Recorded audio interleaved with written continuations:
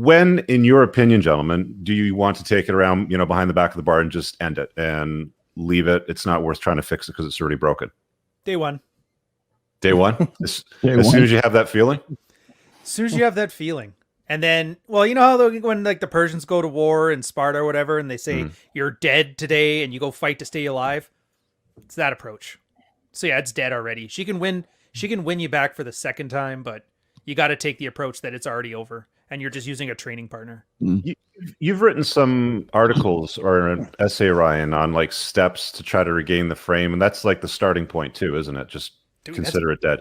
That's going to be book 2. Yeah, first step. It's the video Operation Scorched Earth. I've had essays and that on it before too, but the best ones, because otherwise what happens, and I know I'm kind of disjointed here. I haven't really thought this through as like a coherent piece yet, but initially what happens is guys will sign on, they'll type into Google, my wife won't fuck me, whatever. And then they get here and then the guys start talking about things like dread, working out, building boundaries. A lot of the chasing excellence stuff you say overlaps a hell of a amount with it, which is awesome. And then 2 years into it, they realize, because they were just doing it to win their wife back. And the last thing their wife wants is that kind of pressure. It's like when you take a girl out on a great date and then she like balks at the idea of putting out because now she thinks you're entitled to it or something like that. And then guys realize after 2 years, well, I've been doing this all for her and she completely nukes it. And then they realize it's a waste of time if you're not doing it for yourself. And to save yourself 2 years of hassle, just assume your wife is dead to you. You're basically working so that you never make this mistake again. And she has until you're done and ready to hopefully win you back. And if she doesn't, then the plan's already there. That makes sense. I agree with that. I mean, I think that it's the basic thing is you have to understand how to have frame to begin with, and somebody got into this relationship without that. So, all you're doing is working on yourself and rebuilding yourself at first in order to, and then learning what frame looks like and how I would have that. And then she either buys into that or not. And then you start taking steps basically to exit the relationship. But I always recommend, if guys understand frame and they get into a long-term relationship, that you always have the exit strategy in mind. It's part of leadership. It's part of planning for anything. And maybe I think a little bit more too mission focused, right, with military stuff. But you always have that, though. You always have your exit strategy. What does it look like? But here's why you want that. It's not because you're focused on that and trying to end the relationship all the time. It's because when guys don't have the exit strategy in mind, then they're fearful. They're fearful of the unknown. They don't know what that looks like. I've had a lot of guys come into consultations. They're married. They don't have a prenup. They don't know what it looks like. They haven't talked to an attorney yet. They don't know what it would look like in that divorce. And so they're afraid to get their balls back.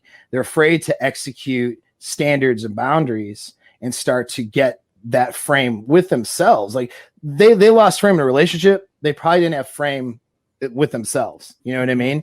And so like, they're afraid to do that though, because they don't know what the exit looks like. So when you start off, it doesn't matter whether you're cohabitating, like Ryan and I both have cohabitating LTRs. Rose married, Rich, you're in a non. What's that? I cohabitate. You cohabitate. He cohabitates and he's married.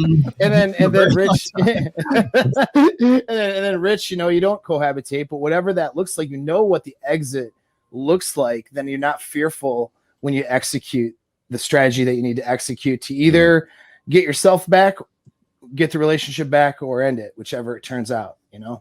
What's your take, Rollo, when it comes to this is the final straw? We've crossed the last line in the sand. When does that show up for you? All right, so I'll tell you what personally what I think, and then I will also tell you what I have learned from experience from working with guys who are like in their like 60s and in some cases even 70s, getting into that point, like it just is what Paul was just saying a second ago, is you get kind of you get accommodated to a lifestyle, and you'd be surprised what you could, like anything can become normal. And especially when you are in a state of necessity. And I think that's the first thing that guys need to assess.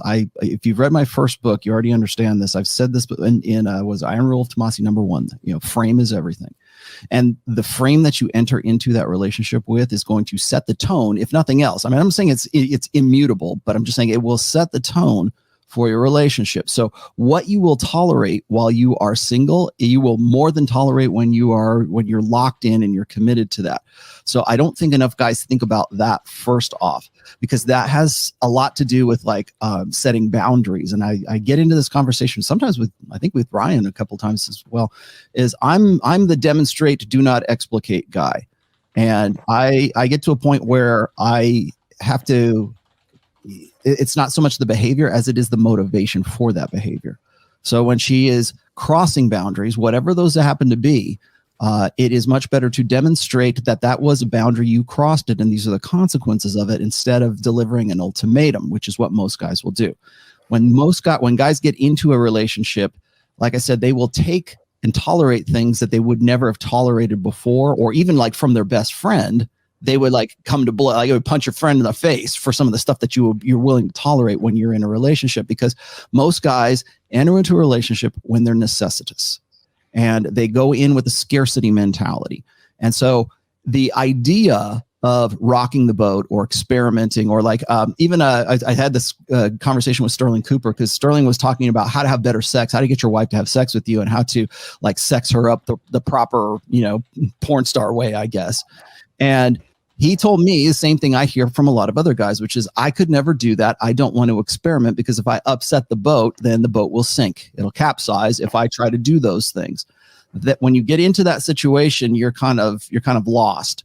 So you have to start with the, as Paul was saying, and Ryan was saying, you have to start with the ending in mind. So what is your predominant character going to be? Are you going to be predominantly alpha? Do you have a frame into which she wants to enter into? And what do you want out of that? Like, genuine desire is something that I definitely want out of all my relationships. And I learned that the hard way by tolerating stuff.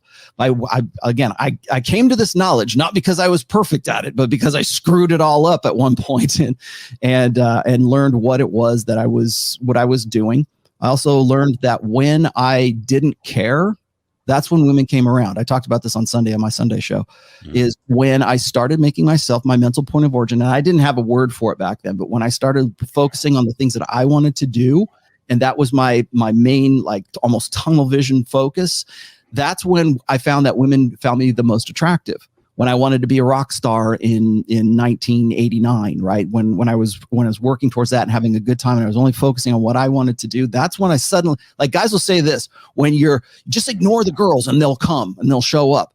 And in a way, it's kind of true, but it's because you're focusing on something else and you're creating this world into which they want to enter into, instead of you being necessitous and finding the girlfriend and going, oh, you're the best one I've ever had. I'll never find a girl like you. If you can break out of that mentality before you get into a relationship, and then realize what it is that you are willing to tolerate and what you will not tolerate, that's when you can start to have at least a mature relationship.